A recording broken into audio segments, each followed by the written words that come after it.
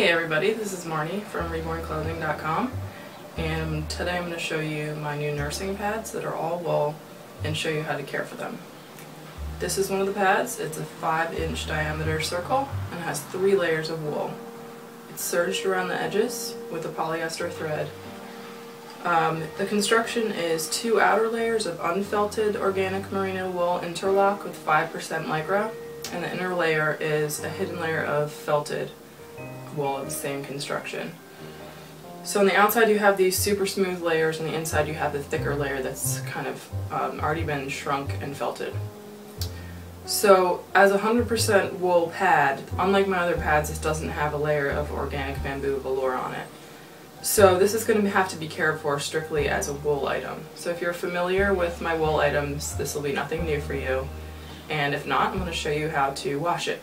Now, the great thing about this is that you can care for it like wool diaper covers, like I said. You don't have to wash these after you wear them every time. That means that if you're nursing and you have milk that comes out on them, which is what they're made for, you can just let them air out after they've been wet.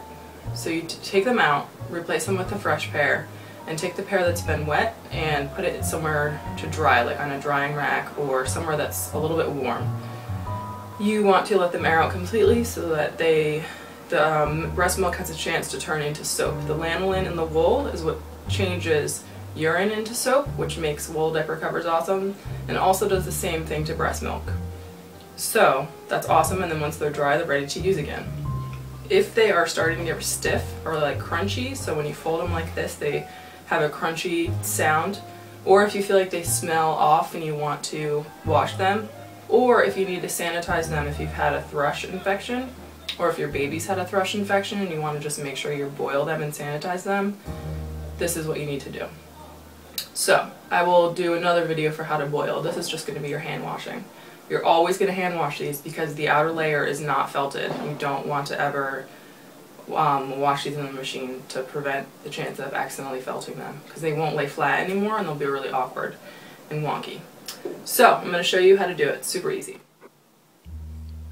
Alright, so first we're going to fill up our sink with lukewarm water.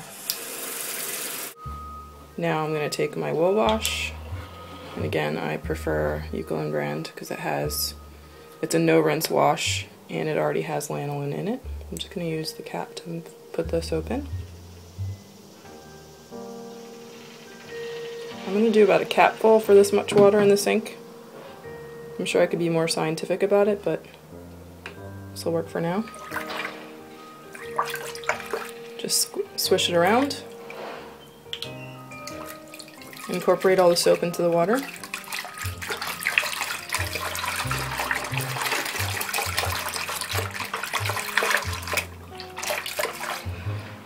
then you're going to take your pad. The ones that I sell have cream stitching. They're not going to have gray stitching like this. You take your pad, gently put it in. It's going to want to float. And really gently squeeze it.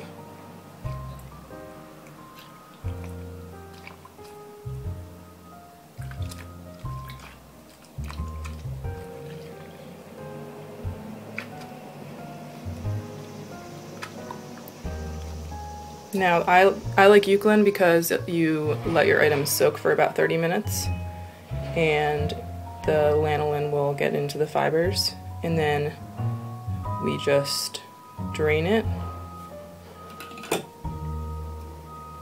If your soap needs to be rinsed, then you need to rinse it out gently with lukewarm water. Do not use cold or hot water, it'll make the wool felt. Here I've got a towel. I'm going to open up my towel.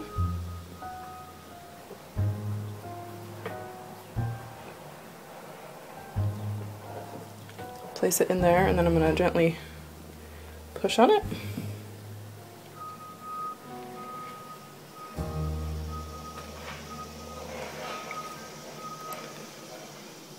And give it like a gentle shake. And then, for example, I could hang it here on this bar. You probably want to lay it flat to get it to dry perfectly.